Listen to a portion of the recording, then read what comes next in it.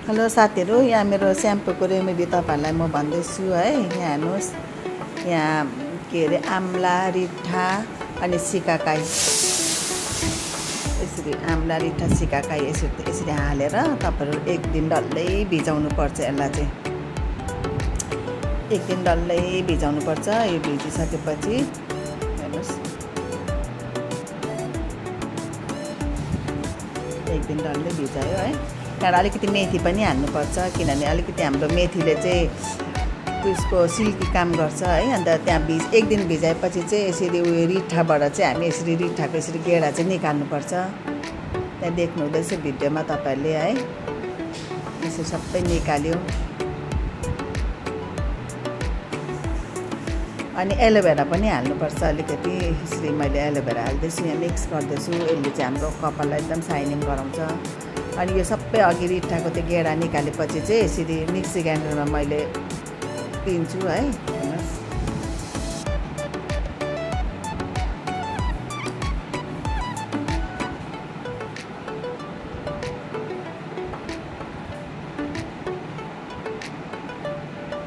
अनि पिनेपछि यसरी चाल्छु म चाल्नीमा, यो सबै यसरी चाल्दैछु।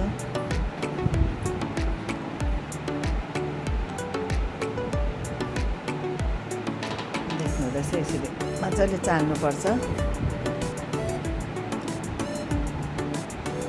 अनि तपाईको यो ब्ल्याक स्याम्पू हुन्छ, कुनै पनि स्याम्पू हुन्छ, यसरी अलिकति स्याम्पू मिक्स गर्नुहोस् एउटा बोतल, तपाईहरु खाली बोतलमा स्याम्पू मिक्स गरेर अनि यसरी तपाईहरु राख्न सक्नुहुन्छ। यसरी देख्नु हुँदैछ, यसरी राख्न सक्नुहुन्छ तपाईहरुले।